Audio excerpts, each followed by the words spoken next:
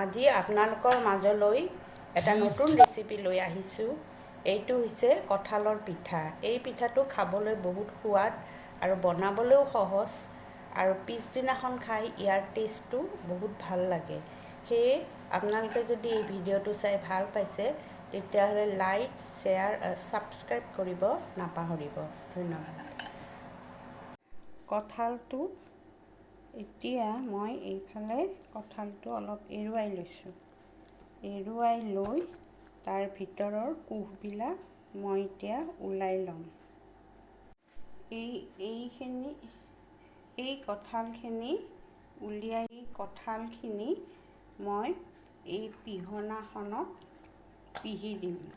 পিহি ৰস উলিয়াই ল'ম। উলিয়াই লৈ তাৰপিছত গুড়িৰ লগত মিক্স কৰিম।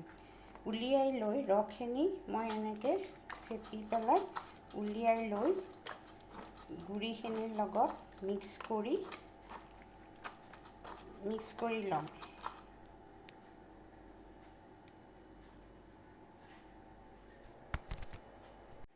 এতিয়া এইখিনি মই পিহি ৰসখিনি গুটিকেইটা উলিয়াই মই এই ৰসখিনি উলিয়াই ল'লোঁ। এতিয়া ইয়াতে মই চাউলৰ গুড়ি মিক্স কৰিম।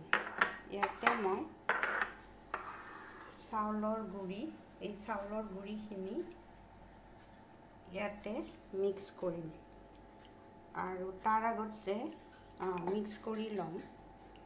সেইখিনি মিক্স কৰিম এতিয়া। গোটেইখিনি নালাগিবও পাৰে, যিমানখিনি লাগে। পানী দিব নালাগে ইয়াতে। এই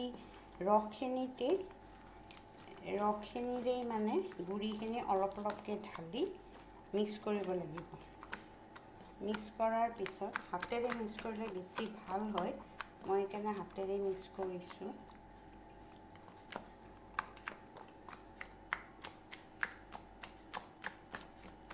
চেনি ইয়াত দিব নালাগে। কঁঠালৰ মিঠাটো যিটো মিঠা হ'ব সেইটোৱে চেনিৰ কাম দিব। এইখিনি হৈ গ'ল। ইয়াতে অলপ আৰু গুড়ি এইখিনি গোটেইখিনি ইয়াত 2 কাপ গুড়ি দিছোঁ। এই 2 কাপ গুড়ি ইয়াতে লাগিলে গোটেইখিনি।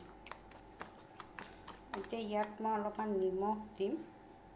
ইয়াত অলপ নিমখ, যিখিনি প্ৰয়োজন অনুসৰি নিমখ, অলপ 1 চিকুটমান নিমখ, আৰু 1 চামুচ বেকিং পাউডাৰ। 1 চামুচ দি ল'ব বেকিং পাউডাৰটো। মই এতিয়া মিক্স কৰিম।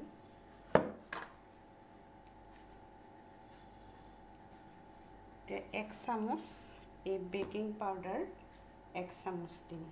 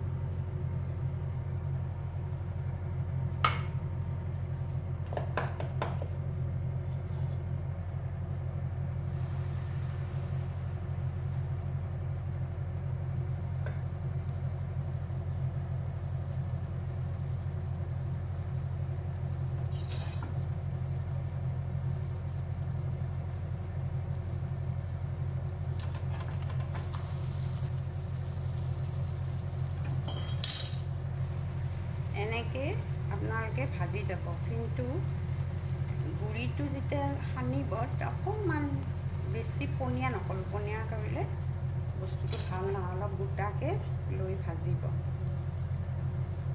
তেতিয়া ভাল হ'ব। ঠাণ্ডা হোৱাৰ পিছত খাব, অলপ ঠাণ্ডা হ'লে অলপ টান হ'ব বস্তুটো, তেতিয়া ভাল হ'ব। লগে লগে মানে ঢিলা হৈ থাকে, অলপ পিছত টান হ'ব আৰু তেতিয়া খাব ভাল হ'ব।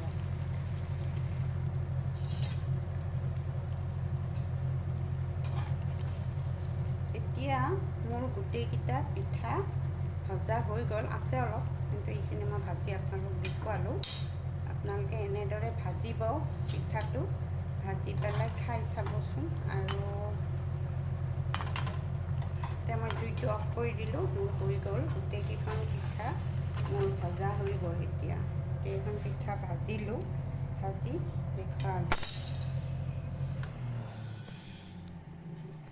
পিঠাখন এতিয়া অলপমান ফুলি, মোৰ এতিয়া কঁঠালৰ পিঠা বনোৱা হৈ গ'ল। মই এতিয়া ছাৰ্ভিচিং ডিছখনত থৈছোঁ।